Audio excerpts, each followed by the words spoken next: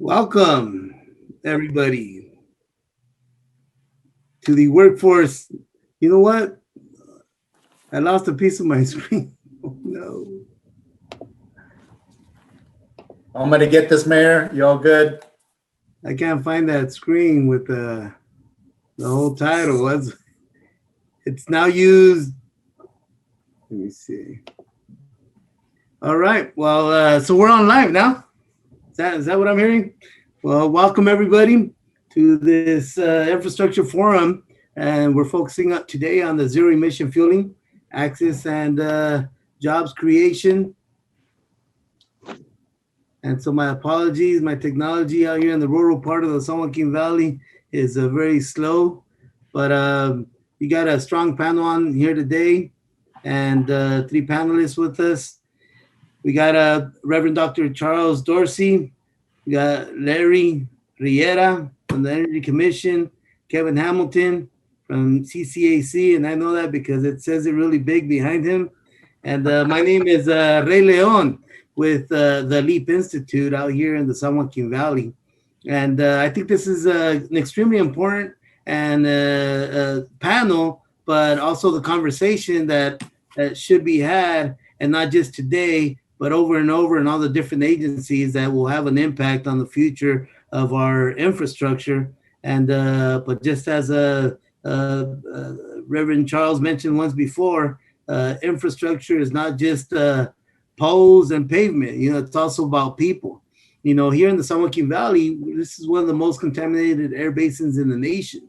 And it's also one of the areas where we're having a great deal of challenges in regards to employment. With the drought having the impact that it's had, at least on the west side of the valley in my community of Huron, we've gone from having a workforce twice, 2 seasons out of the year of 8,000 go down to 200. So that's a huge leap backwards. That's something that's just I think descriptive of what's happening in many other arenas and industries. But just like in our region with one of the most contaminated basins, comes along with very negative public health outcomes and unemployment, underemployment. So the whole matter of infrastructure is really something that is going to be critical for low income and disadvantaged communities or priority populations, right? Disproportionately impacted communities that have historically not seen the necessary infrastructure being built, developed, or established in the communities, but also the jobs that have not been created because of the same reason. So hopefully, this changes with this infrastructure in regards to electric vehicles and zero emissions. But we're going to delve into that a little bit more with our partners here today. And let me begin with a question, and we'll start with Reverend Dr. Charles Dorsey. Are you ready? You fired up over there? Yes, sir. I'm here. So it's a very basic question, but I think a very integral at the same time. How do members of this panel define infrastructure? Yeah, thank you for the question. And just by way of introduction, my name is Charles. I'm the CEO and founder of the Dorsey Group. You might be wondering why I'm even on this panel or connected to this.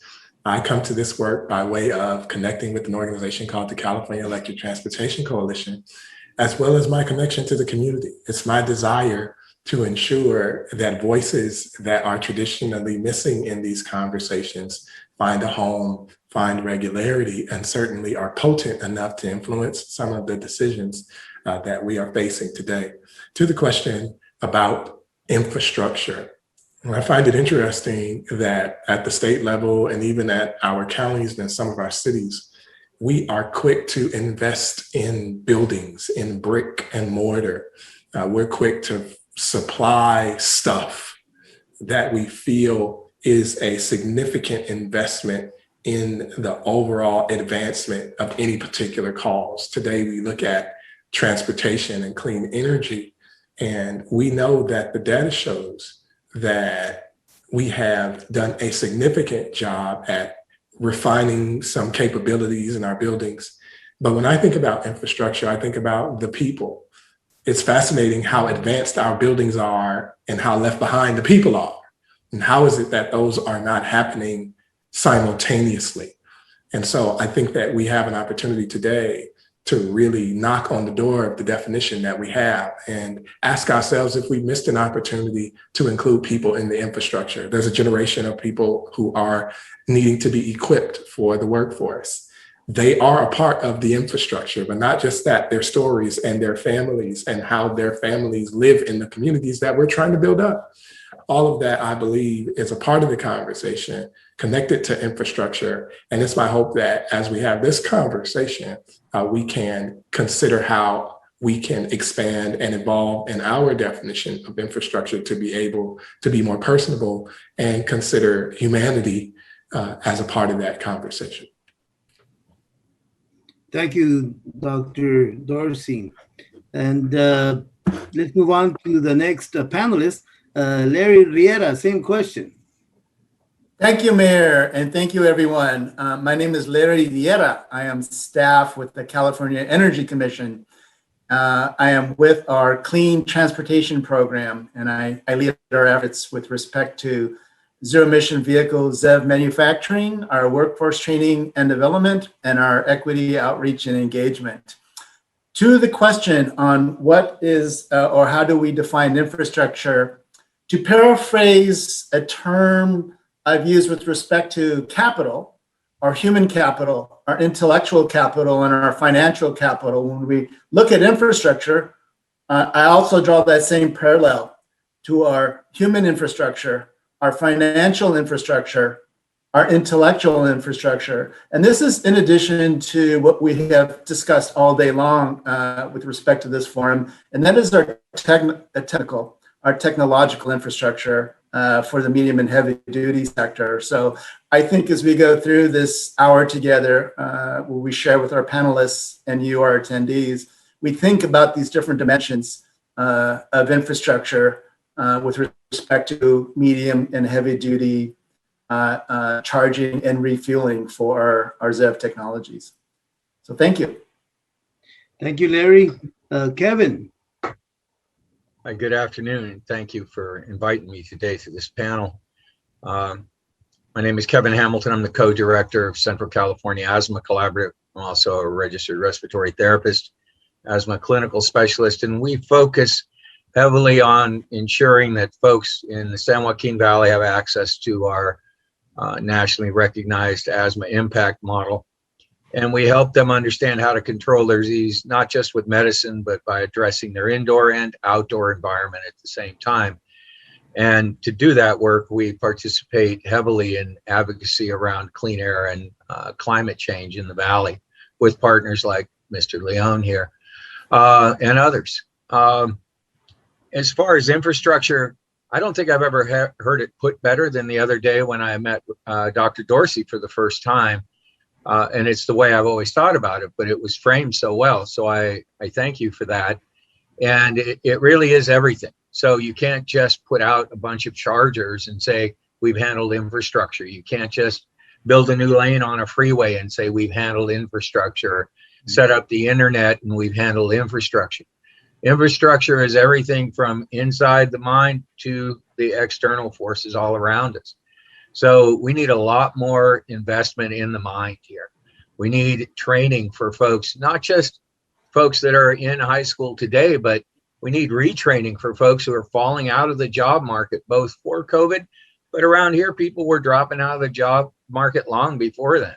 Poverty in this valley can be as high as 40% at any given moment. And unemployment here is always at least 5 to 10% higher than the rest of the state because it's so seasonal. So, and we're not alone in that. I guarantee you there's communities within towns and cities all across the state who have the same experience. So how do we bring them forward into this sort of new age we're talking about with these zero emission vehicles and energy in their home coming in at practically zero net energy costs so they don't have big or any electric bills? How do we make all that happen? We need a workforce to do that. We work with folks who need to be retrained. We've also got a whole workforce coming in from places like the penal system, where we've got people coming out of there who don't have jobs and are prohibited from getting getting them, and there should be programs there as well. Everywhere we look, we should see these popping up, and we're just not seeing that.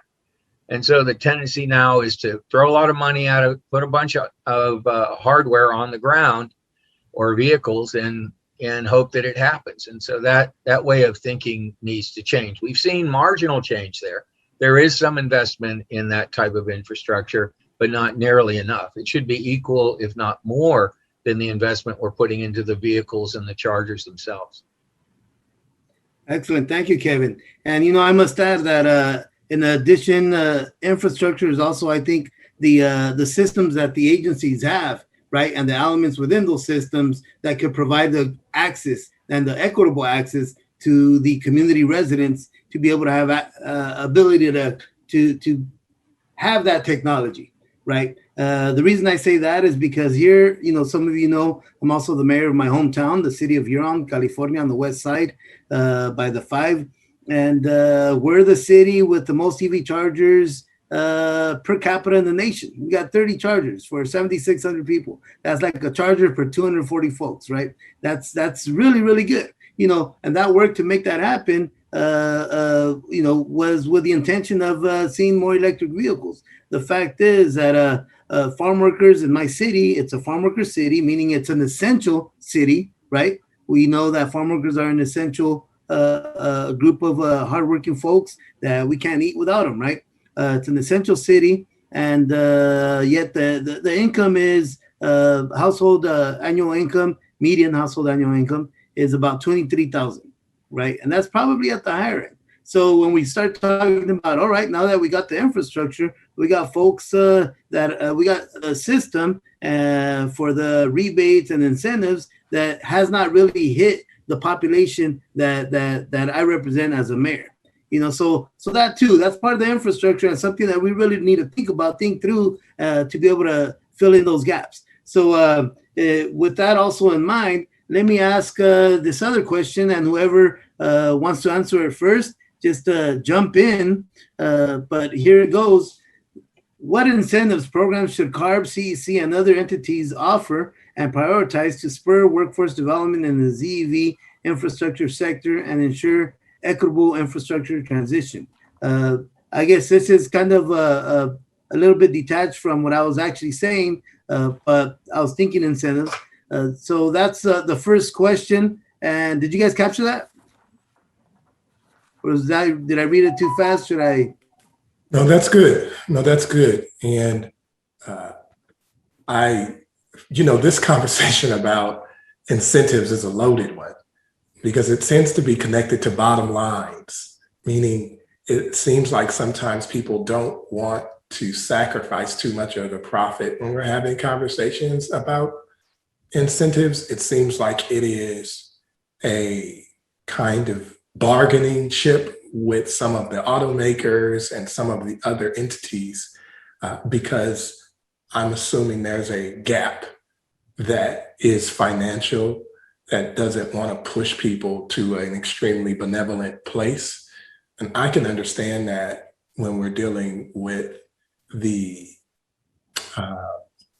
sort of financial implications of these conversations.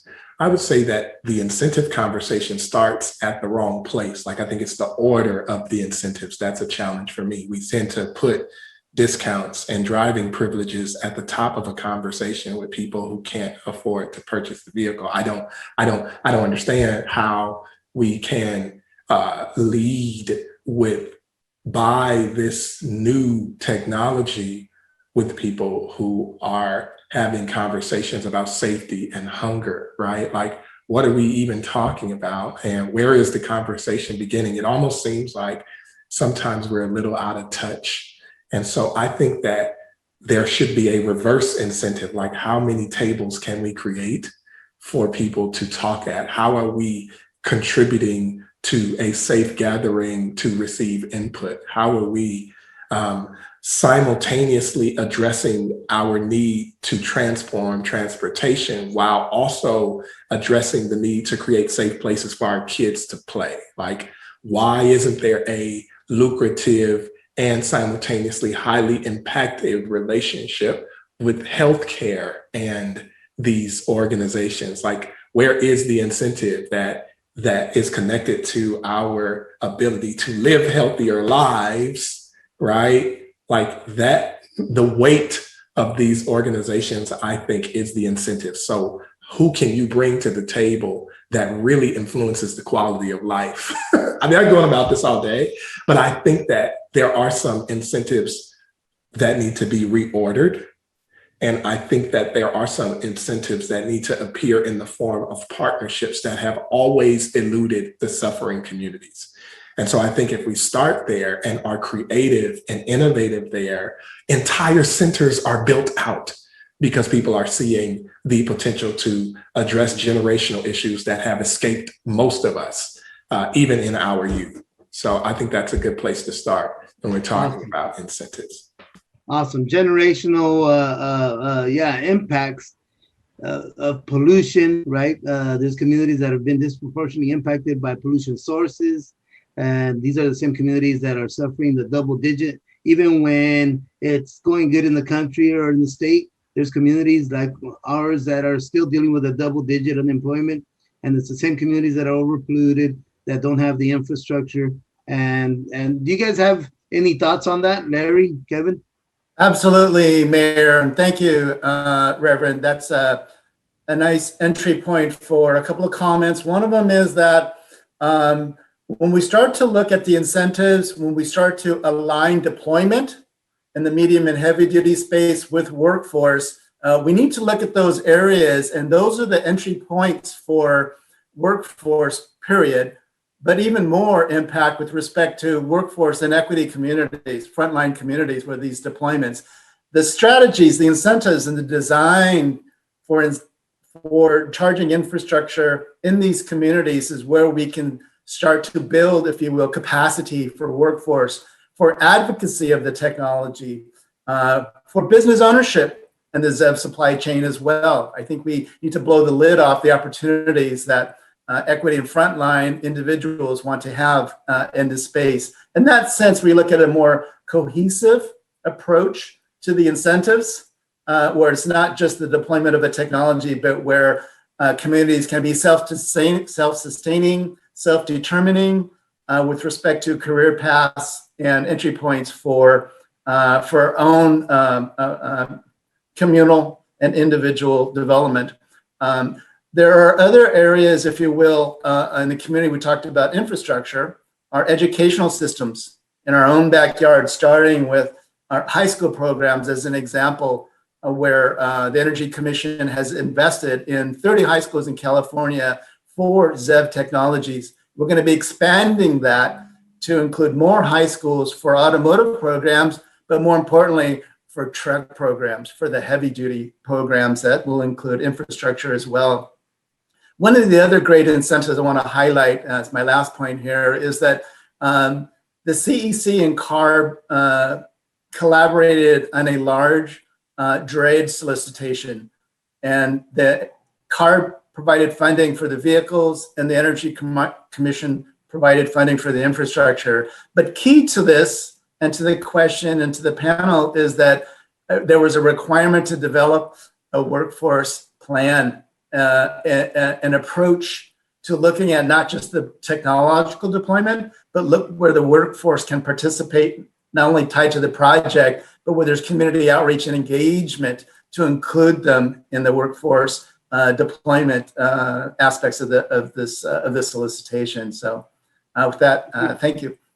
Thank you, Larry. You know, and just in retrospect, you know, thinking about that, I think it's important also to make sure that we don't set up a system that only trains students in the blue collar sector, right?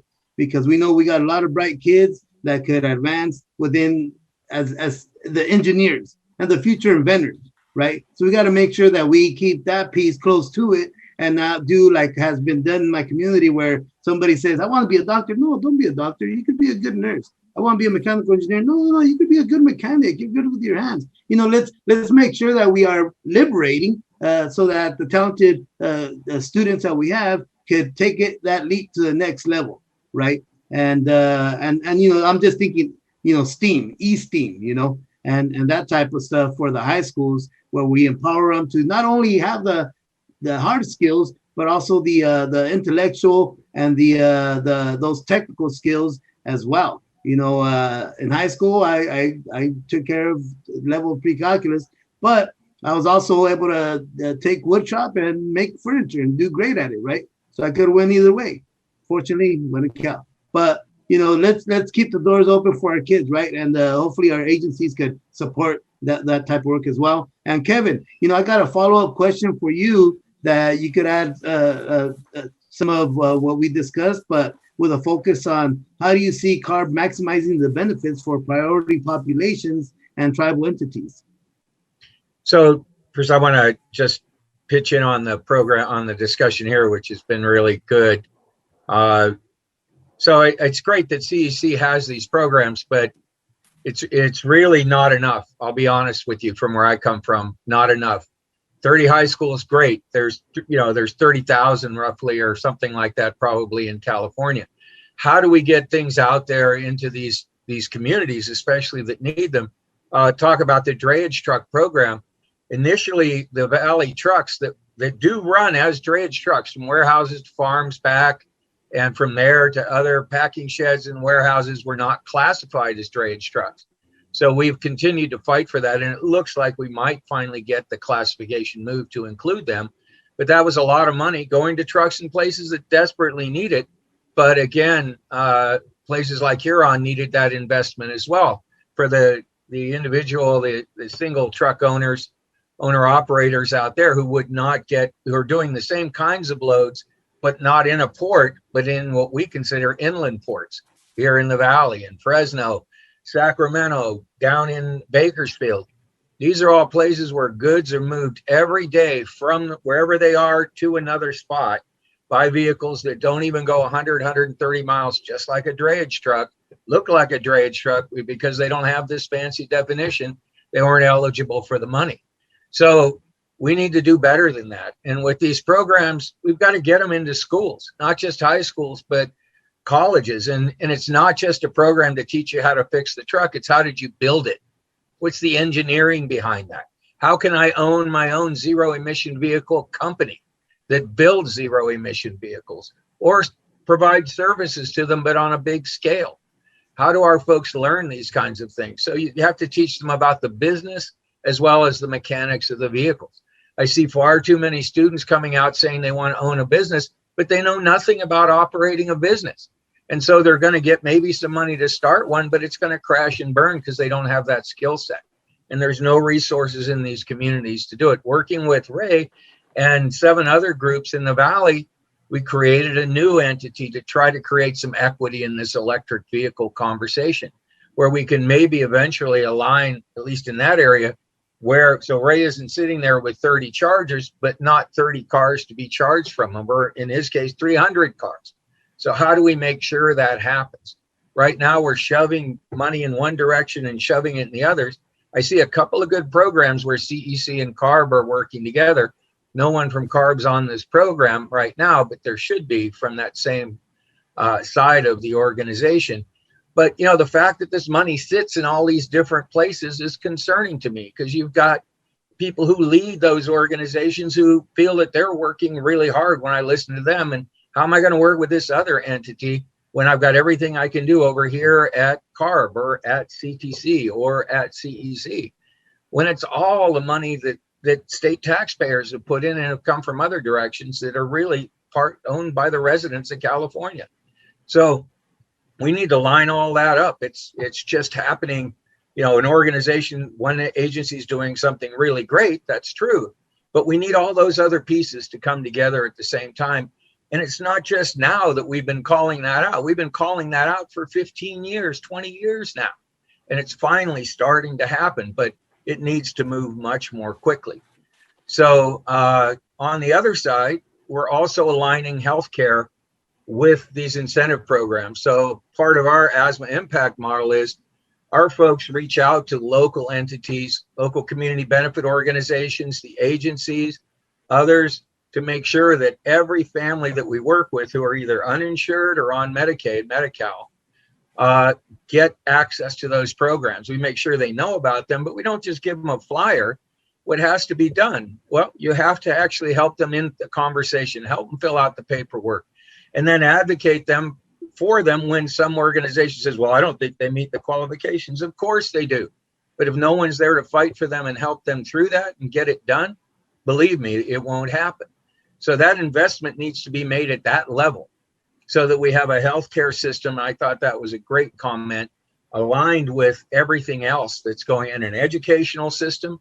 And then we have this regulatory system, but they're not all aligned. They are definitely working sometimes at odds to each other and don't even know it. But I guarantee you the folks on the ground know it.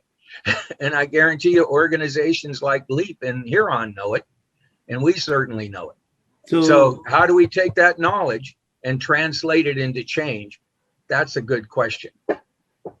So you shared some, thank you, Kevin. You shared some information on how community-based organizations could help ensure the infrastructure's transition benefits of frontline and priority populations. And that's the question is how do other CBOs and faith-based organizations can do the same? Ensure the infrastructure transition benefits the frontline and priority populations. And what role do you guys see your organizations, entities, businesses playing? And how do you see community voices being involved in the planning process? So, and I think some of these have been touched on, but I'll throw that on your plate there, Charles.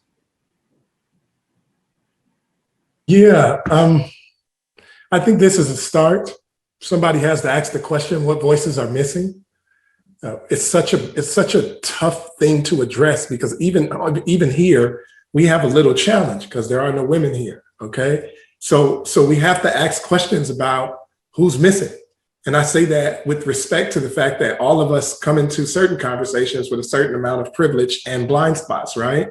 So I acknowledge that we've got a long way to go, but community organizations, if I had to offer some real significant recommendations, we have to be willing to come to these tables. It doesn't matter whether we've been there. It doesn't matter if we don't know the acronyms.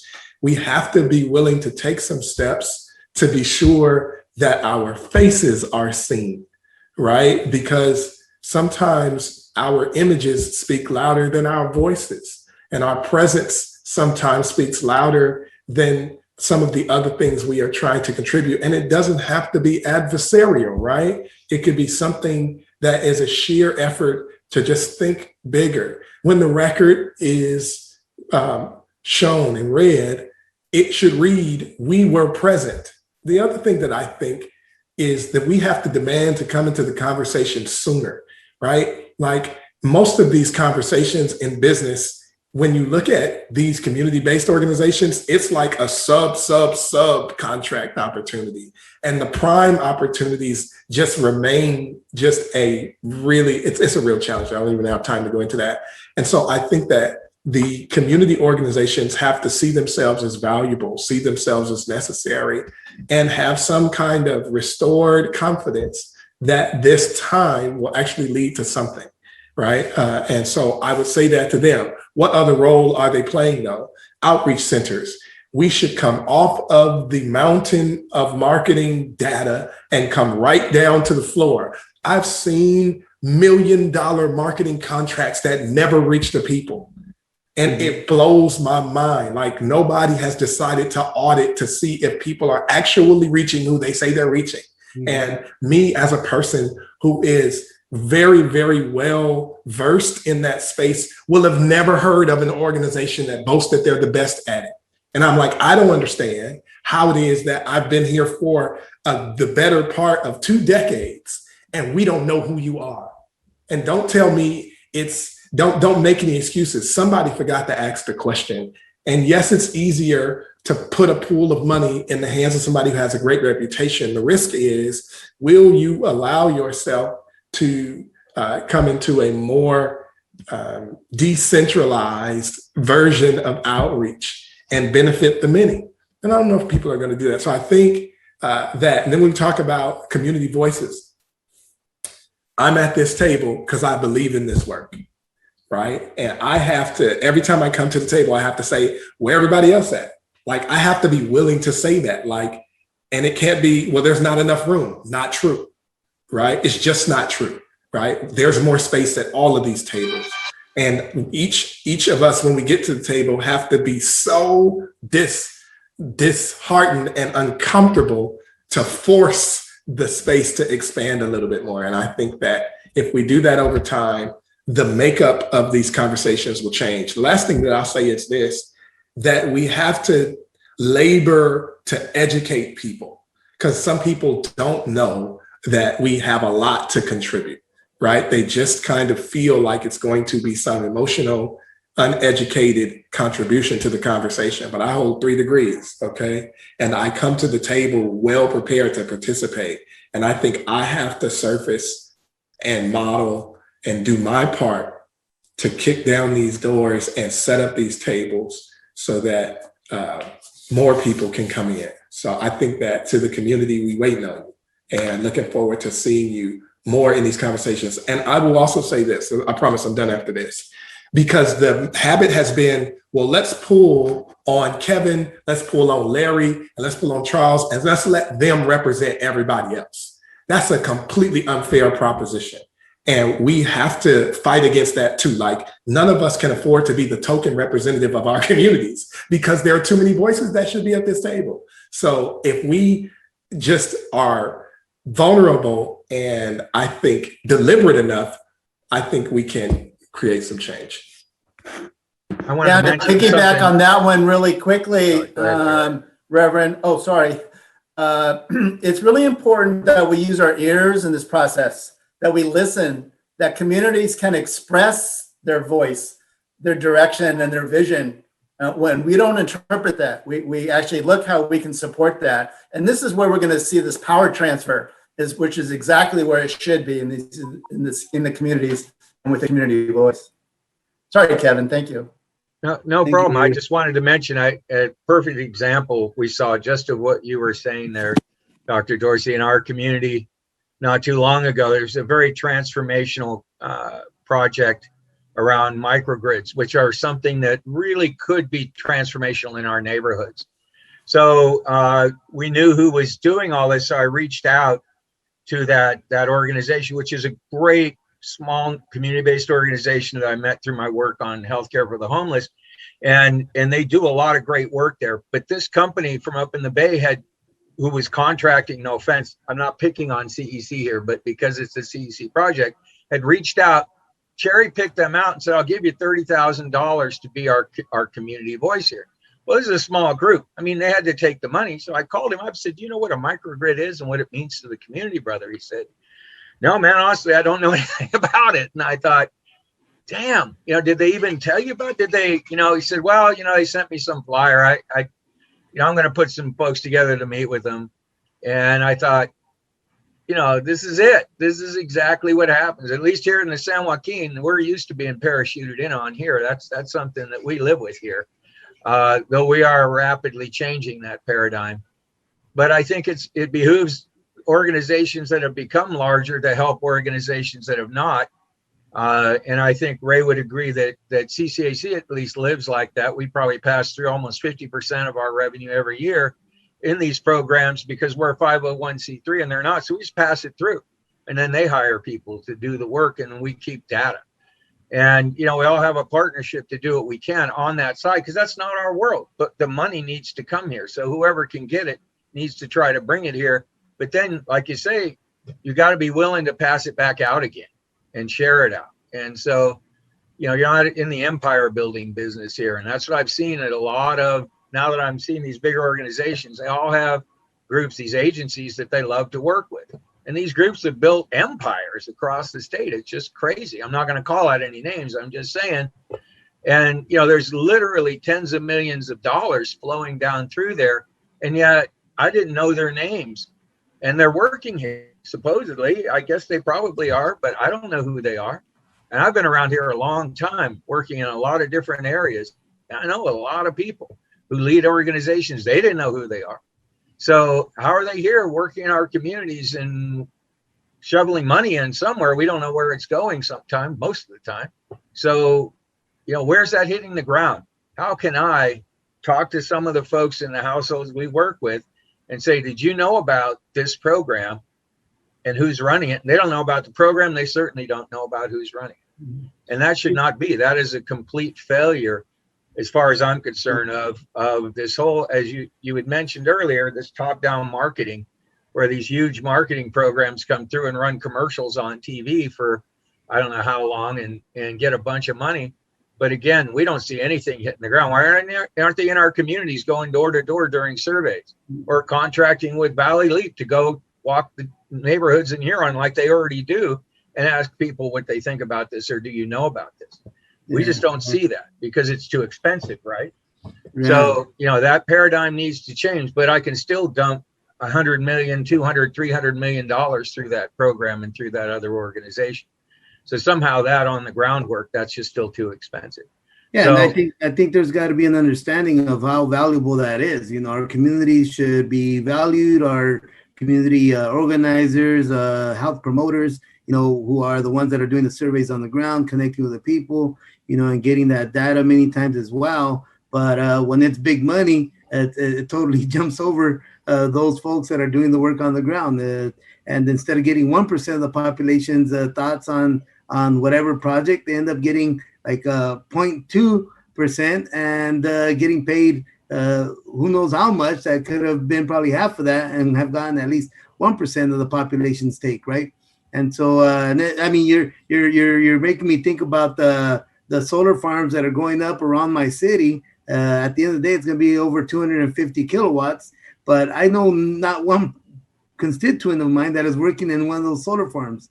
So that to me is kind of bothersome. And I think the agencies should take some ownership to be able to ensure that the infrastructure for clean energy is going to incorporate the building, the empowering, the uplifting of the low-income communities of color neighboring these developments, because I really can't see it right now. And I've met some of the people working there, and it seems like they're coming out from the Midwest. Wow.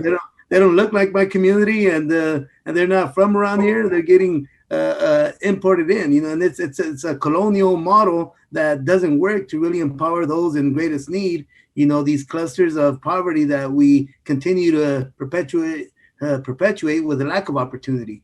Mayor, if I can, I want to make sure, like, one of the roles that my organization plays, or one of the roles that we play, is translator. Like, both ways though. Like, I find myself translating, hey, this is an opportunity, here's how it can help you. And then when I come back to some of the sponsoring or real resource organizations, I'm saying, hey, this is an opportunity, here's how you can do it. Like, I think we're long overdue for a reimagining of the opportunity in itself. And that's a skill set. It's out of the box. Literally, we're in boxes. Like, it is out of the box. And I think that that's the role that I can play. And because there are so many different creative entities, that is a huge investment opportunity, because maybe the next big idea comes out of that setting. And people pay for that, by the way. People charge so much money just to ideate, like just to have somebody get on the stage and put a whiteboard up and write ideas or translate. Like, it's crazy to me. And I think that the bedrock of that creativity is in the communities that aren't even in the room, right? Some of the best NBA players, you'll never know. Some of the best marketing people, you'll never meet them. So I just think we're there. So I'm sorry, I didn't mean to interrupt you, but. No, it's all good. It's all good. I had finished my point, and it looks like Larry's jumping up and down in the seat. Were you going to share a comment, Larry? If not, I'm going to go to this question before I go on to some of the public's questions. Please, Mayor, you're welcome. All right, to move forward. Molte grazie. All right. How should Carb and other agencies provide funding to and partner with local educational institutions to develop the skill sets needed for new jobs for future potential employees? How can we provide access to disadvantaged communities, which I don't like using that phrase no more. I like using priority populations, because I mentioned that word with a friend. She's a Chicana organizer in Barrio Logan. And she said, no, we got a lot of cultural, riches here in my community. We're not disadvantaged. Yeah, okay, we're financially, there's some issues going on there, but we're not disadvantaged. So I have priority populations is the one to go with. Let me begin out again. How can we provide access to priority populations on these training opportunities? Priority populations candidates, 50% priority population candidates for these trainings, and tribal candidates. And I think we touched a little bit on it, but I think we got to kind of like dig in a little bit more into the roots of that. I got one good idea. When Disney wanted to get to the youth, they literally sponsored a whole youth room. Like they bought everything, they put their images on the wall, they supplied everything, and they said, have fun, right? What if Carb and other agencies just picked in the hardest to reach areas a space that was theirs, that they were responsible for maintaining for a, 4-year span. And they supplied everything there and housed the training there and showed what happens when you actually provide funding to spaces. Like, this is our spot. So let's say I'm in a room and Carb is everywhere on the wall, but the computers, the trainers, everybody, they're covering all of that expense and then tracking the data to see how people engage. I think that would be a tremendous idea. And I'll stop there because I can build that all the way out. But I think that those centers, whatever they are, and don't take over the whole building, by the way. Please don't take the cross off the front and put Carb on the front. That's not the way to do it. But a room in the space, right, contributes to the overall reputation of the space and also shows that we're willing to affiliate with you in a way that's connected to everything that you're doing, but really specific to the outcomes. So I think that's a great idea. I want to add to that the centers of most of these communities are their schools. So they all have a school, at least an elementary school, and they all need help. I mean, these schools are not in good shape. So putting something like this and upgrading their infrastructure to represent the incentives that they want to talk about in these developments. So all these small schools end up with solar on the roof and up-to-date filtration systems and insulation and everything else. Make that investment, do the whole thing, and then, like you say, take a small space in it to have this space. But my question for you about Disney, that's great. But did all those kids end up with a long-term equity in Disney Corporation at that point? So they benefited from the great marketing ideas that those kids gave to Disney that they then turned into billions of dollars for their shareholders. So that's the next step. I love it. That has to happen. So if you're going to set it up, you got to pay people for their ideas, man, so that they know. I think this is what you're saying. That way these people know, these kids know, by the way, I could get paid for my good ideas. Damn, I didn't even know that was a job. And you don't know that until you're out and in the workforce. And even then you may not learn it. You just hear about it and you think it's all marketing, but it's not. So I think it's a great idea. I love it. I love it, Kevin. I really love it. Thank you, Charles. Yeah, Mayor.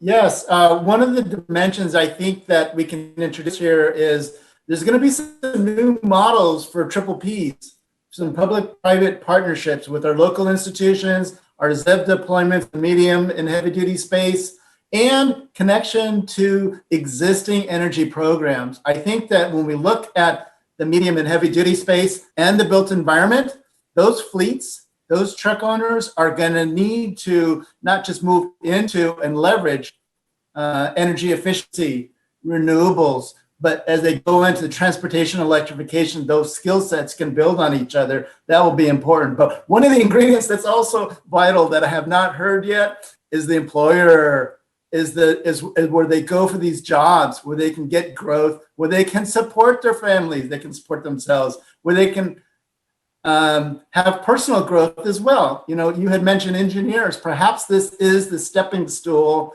this progression for personal growth, for professional growth that perhaps could lead to business ownership. It could lead to other areas where they have dreams and they have desires to go for themselves. And I think supporting that in the skill set initially, but also supporting individual advocacy as well is really important. So one of the questions that we got over here, anonymous, is what steps in the near term do you want to see state agencies take to actually reflect the needs, wants of communities and to be less tone deaf? I'm curious to know if agencies can take steps in the near, in the near time. I mean, it depends on your version of near, but say within the next year. I mean, I haven't found them to have the capacity to make change that quickly. They're so locked into various things by the regulatory environment and legislation and everything else. I think it takes at least 2 to 3 years to get anything to create change there. So the first thing they need to work on is efficiency. How do we be more responsive more quickly? There's a process called continuous quality improvement, where you realize you identify what needs to be changed. You brainstorm with people who are doing the work about what they'd like to see, what might make the change happen. And then you try it, and you do it quickly. Like within 30 days, you put it on the ground, and then you get 3 months to test it to see if it's working. If it is, you keep it. If you don't, you abandon it and you move on.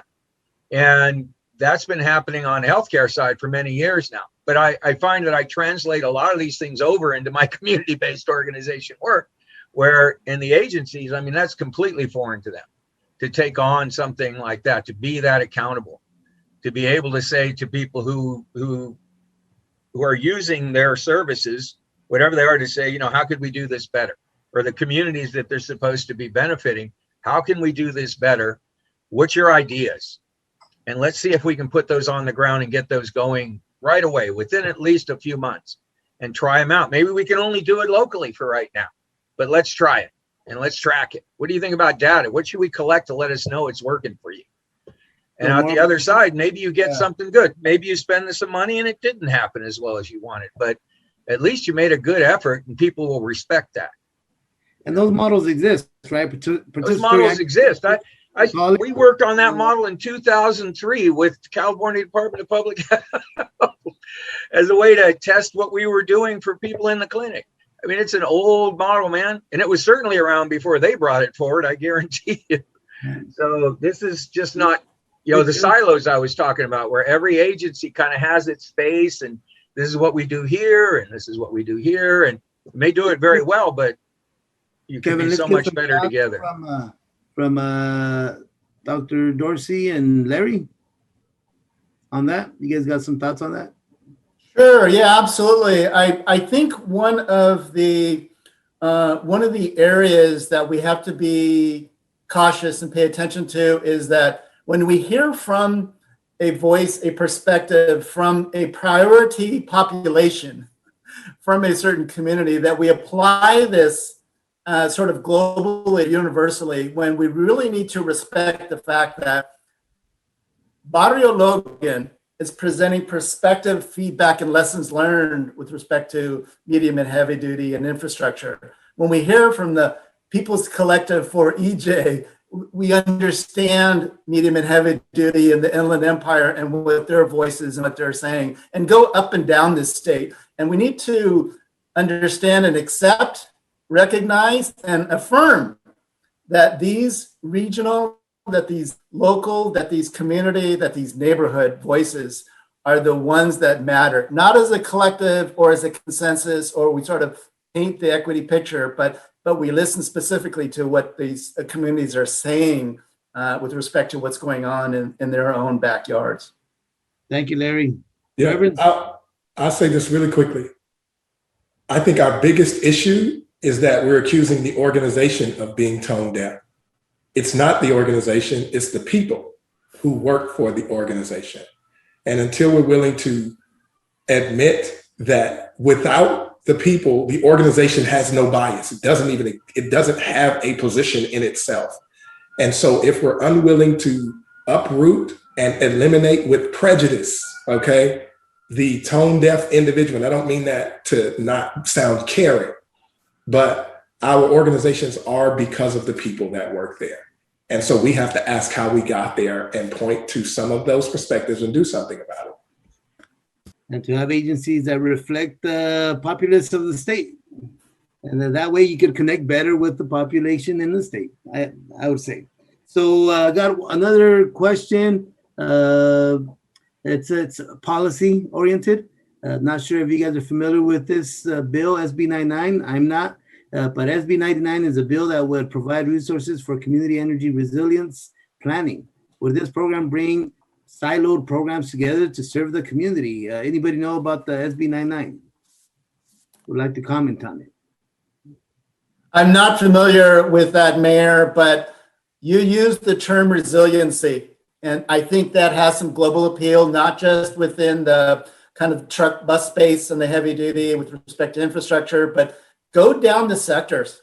You know, in your own community, Mayor and Kevin, water, go down educational, go down transportation, and resiliency is important across all of these. It's important to the individual as well. We're helping to grow and support resilient individuals and communities. So I think, you know, just kind of on this surface level, the resiliency is important as a concept and as certainly as something to support with respect to strengthening individuals and communities.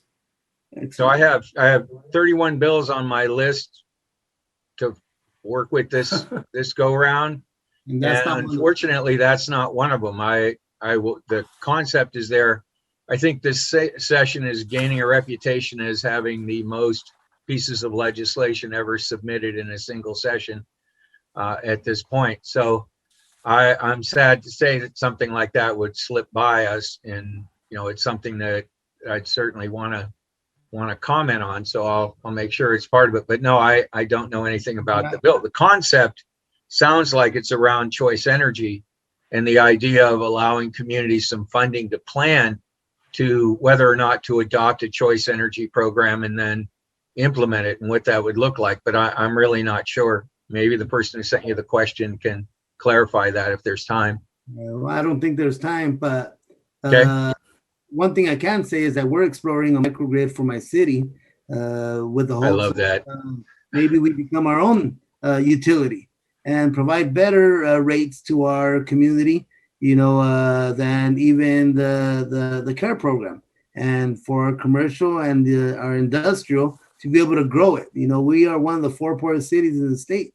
You know, we got to try to figure out how to survive and be resilient, right? And how to bring our be 100% clean energy, and so to try to make it happen.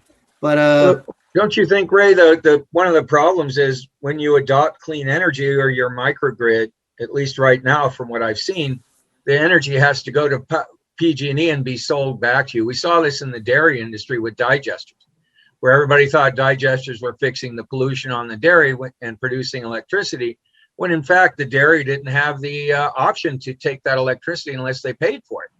So they couldn't electrify or afford to electrify all the equipment on the dairy that's now diesel, pouring out all kinds of diesel emissions. That energy had to go out through the project owner and go to the utility, who then would sell it.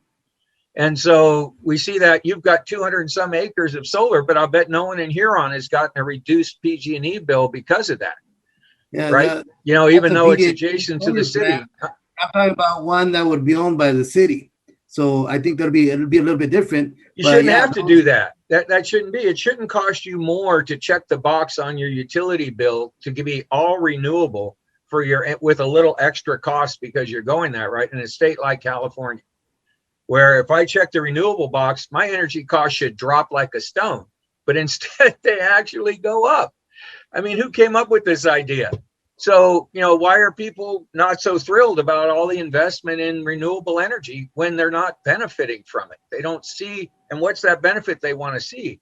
And they need to see where people are still making a choice between paying their electric bill this month or paying their rent.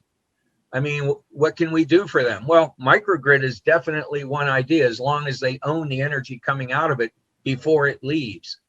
You know, that's the key. And we're seeing a lot of these local generation projects, but my experience is, and I'm happy to be corrected, but the majority of them, that energy has to go out into the utility, just like the solar electric on my house. And then they give me a little discount there, but they don't buy it from me at what they're charging me anytime I'm not creating it.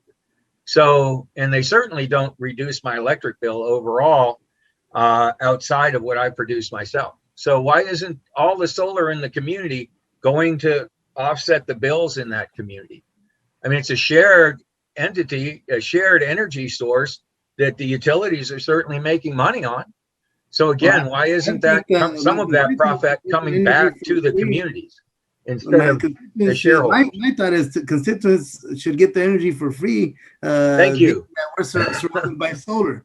But I'm not the expert on the microgrid, but from what I understand, it's a little bit different from what you're mentioning if we're the owners of it. But let me read another question from the public, from I think Robert Perry. What are your thoughts on the co-location of ag/industry with priority populations, thinking about my area, and the need to cite advanced clean tech at schools to build a skilled local workforce? It's kind of some of what we talked about, but what do you guys think about that? Absolutely. We not only need to work on our learning systems and retool them to the clean technologies, but we also need to kind of unlearn some things as well, to kind of put or shed the old skins, if you will, to invite these opportunities to move into these newer clean energy, newer clean transportation technologies, especially since there are resources in the communities that could be leveraged just by moving the needle or engaging new partners to make these things happen. Thank you, Larry. Any other thoughts? If not, I can provide you guys with another question. I just think, I feel really passionate about all of these plans. If they don't include partnering with the communities that are the most efficient and reliable pathway to connect with these communities we say we want to support, I think we're missing an opportunity. I've been trying to sound this alarm, Mayor, for like decades, and in the clean energy space for like 5-6 years now. And it's still a struggle to legitimize this as a pathway. I think we have to be open to non-traditional partnerships.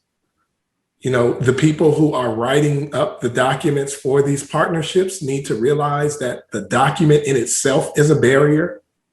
It's ridiculous, a 50-page grant. All right, don't even, I don't even want to start. I'm just saying, non-traditional partnerships, removing all the paperwork barriers, and continuing to open up, talk to people like me who've tried it, in order to design the opportunity. And I think that's what I want to contribute to it. But the SB 99 is a great idea, but in the event, in the event that these ideas don't include certain communities, I think we're missing an opportunity. Awesome, thank you. We got another question, seems really interesting, from Chris Peoples of the AC Transit. And the question is, AC Transit is setting up a ZEB university. Sunline has a center of excellence with local community college. Kids need to apply. That's pretty much the last question. Okay, all right. So there's some agencies that are making some effort and to develop, I think, what looks like the future of education, or at least snippets of it. But what ideas do you guys have, or do you know of, that is actually being developed and implemented to lead the way in this space of building the people for the future of our infrastructure? And so I'll tout the Prove It campaign at this point. I've been doing work with the Prove It campaign with the electric transportation community for some time. Shouts out to Eileen Tutt. Shouts out to all of the faith leaders who have participated in that. Our goal is to continue to ask the hard questions and bring stakeholders into the room with community members and community leaders and try to pave a impactful pathway to impact. It has not necessarily translated into a mega opportunity. We're still proving it. Isn't that amazing that we set up a campaign to prove? Oh, we don't have a lot of time. Look into the Prove It campaign. I think it's a great idea. If you want to support it, thank I you. suggest it. All right. 3 words, Larry. A few words. 3 words. 3 words is we're all advocates in this. We all have a collective and shared responsibility to see, help uplift, to acknowledge frontline equity communities. Thank you. Okay, Kevin. more than 3 words. Kevin, 1 word. People. Amen. Amen. And so we're all working from every corner of our neighborhoods, of our region, to make it happen. And time is up. And what I guess at this point, thank you very much. I'd like to thank all you guys, Reverend Dr. Charles Dorsey. Look forward to meeting you in person, wherever you're at. You guys know where I'm at, the heart of the valley. I'm coming to your city one of these days. Come on down. Best tacos west of Always the welcome, man. Larry, Always good to welcome. see you all the time. Kevin, good to see you again. But all right, folks, thank you very much. And let's have cafecito with some panecito sometime. So at this point, let me introduce our closing speaker, who is Sydney Vergis.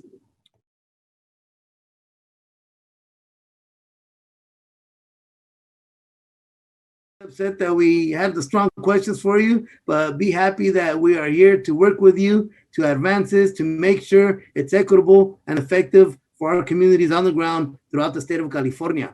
So you got partners here with us, and let's make this better, stronger, and more accessible to the folks that need it the most. So all right, I give it up to Sydney Vergis.